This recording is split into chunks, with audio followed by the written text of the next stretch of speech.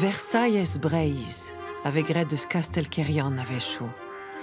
Un de squirioù brava a rastilissa de Breiz et kers en asginiveles e Kerian, hag un deus are gaira e roanteles France, hervez loez trizek.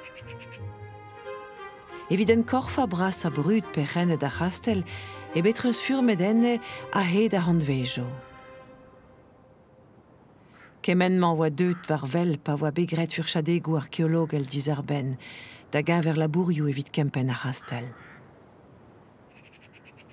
Traoù on da gompren me mestra, daoust a geveze roudou diouz ar maner koz, pe yor beze war maner gren an zerev, a rok ma vefe be savet ar rastel se, fin ar c'hwezek vet kanvet. Ronan douessar va ren labourer a zoet d'ober an anaoudadur, an man va baz ar geot. Savet eo bet fozevou, tranchéou. A gant kavet on eus un dra de denus a war ur port rastel braz, gant un ent de gemer, un ent montre, hag a zo pavet. Ar port rastel zo braz a war, bez on eus un ent de gemer evit ar c'hiri hag un ent al evit an tu de wardreit.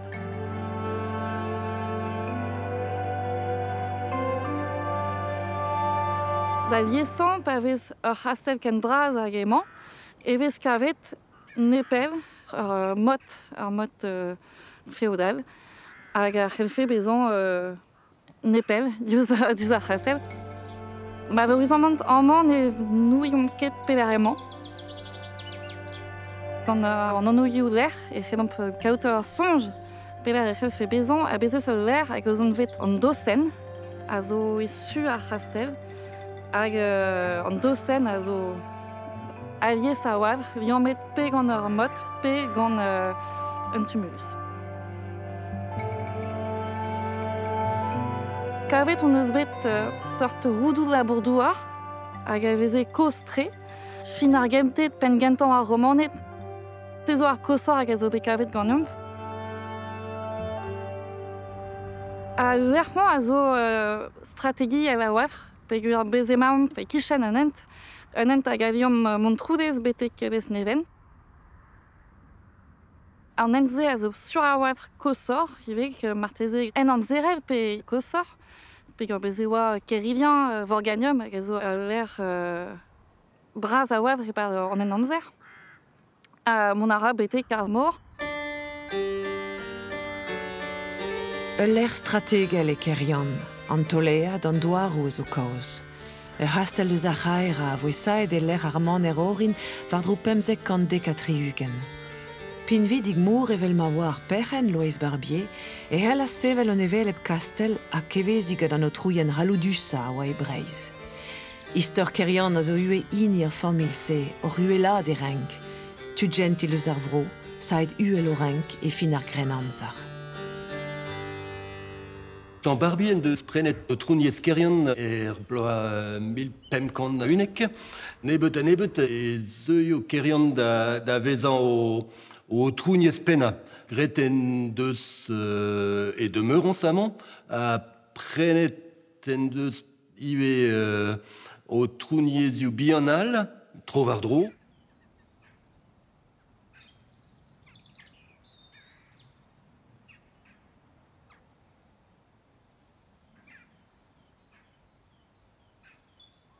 Ar famille Barbier, da gatan ur famille de son noblesse bihan, ne oa. Krogid a uelat pemzek vet kantved, hag c'hwezek vet kantved e teuio da veza ur famille pinvidik. O pinvidigez a zeu deus an douar, ne ket ur pinvidigez o tont de servuch brezel, pe deus ofisou da roue. Ne ket ur famille de son aristocratie braz a koz evel a Rohan, a Rieux, a Gall, met ur famille de un noblance neve.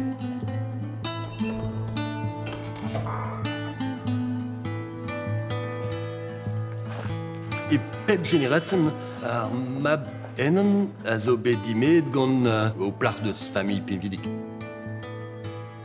Da ganta ar Barbier ou a bet dimezet gant meret de son noblance bihan, a goutese d'an noblance kreiz, an dra gwella zo dimezi gant ur penerez. Pegur ar penerez, a zo gant danvez e familh gati.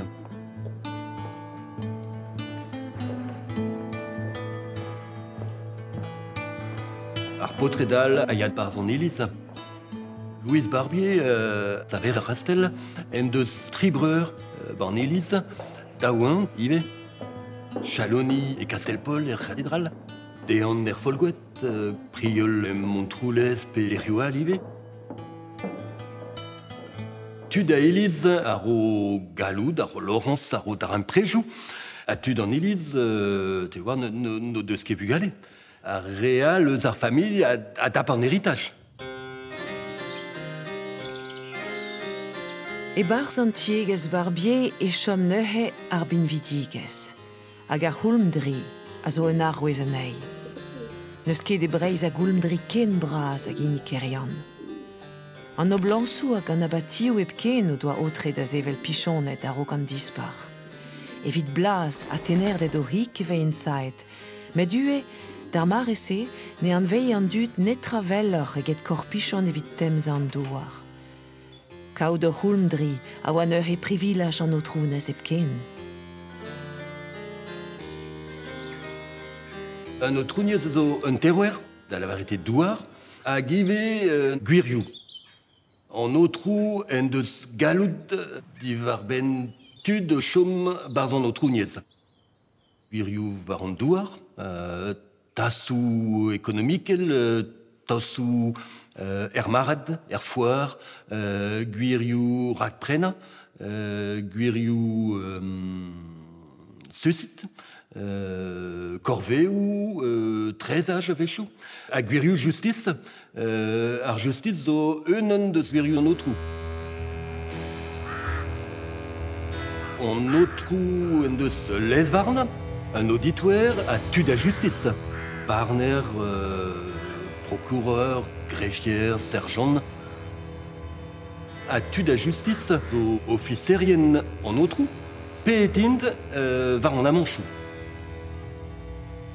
Neuze ar justice tiskouez galoud an o trou. Reiñ ar gwir da veva pe da vervel. Set ur pez a ver kant tri fostman saet e pemzek gant fer a tregont gant otre a roue. E justisou an o trou amman e kerian veskon e voa bet kondanet ur vatez. Ul lo a argan a voet divarvel e rastel sanset. Tamalet voe ar vatez a krouget.